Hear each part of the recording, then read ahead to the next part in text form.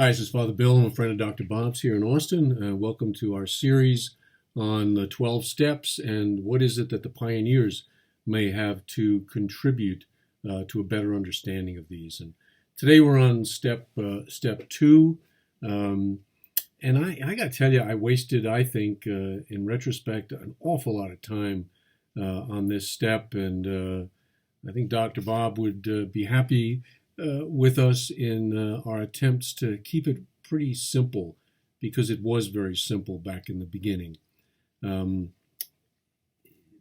think a misunderstanding came about over the course of time where people felt that they had to come up with their own concept of God. And that really is not true to the history. What the history teaches us is you just had to be desperate enough to say, if there is a God, maybe God can help me. And then in step 3, I'm going to ask him to do that. So I tell people, if you're spending more than a minute on step 2, you're probably wasting that time. Here's a little passage from Clarence Snyder. He was one of the first guys to come into the program. He was from Cleveland. He started AA in Cleveland. And this is back in 1938, even before the big book was written. But he was a patient of Dr. Bob's down in Akron.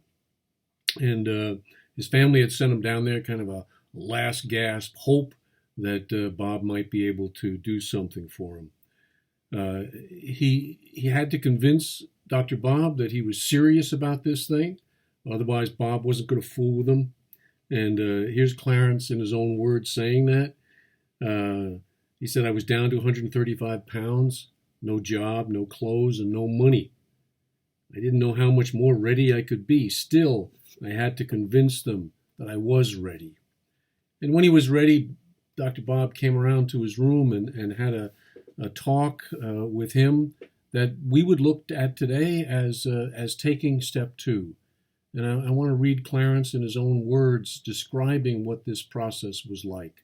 And see if you can't get this thing down to a very simple recognition of what's involved in the second step. Dr. Bob asked, "Do you believe in God, young fella?" He always called me young fella. When he called me Clarence, I knew I was in trouble. "What does that have to do with it?" "Everything," he said. "I guess I do." "Guess nothing. Either you do or you don't." "Yes, I do." "That's fine," Dr. Bob replied. "Now we're getting someplace." "All right, get out of bed and on your knees. We're going to pray." There's step 2 in about 25 seconds. Is it possible there could be a God? If there is a God, could that God do something for you that you've been unable to do for yourself? If so, move on to step 3. It's really that simple. Sam Shoemaker said something that I think is really important. He said, faith is not sight. It is a high gamble. There are only 2 alternatives here. God is or he isn't. You leap one way or the other. It's a risk to take to bet everything you have on God. So is it a risk not to? Dr. Bob tried to keep things simple, and nothing simpler than that. Either God is or he isn't a possibility. And if you're desperate, if your step 1 is anything like mine, and you knew that there was nothing you could do for this thing, then you take the gamble, you begin the experiment, you get down on your knees in step 3, and you'll ask God for help. And that's what we'll talk about in our next video.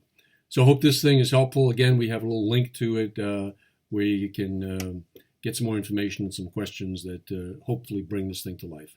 God bless. Keep coming back. Take care.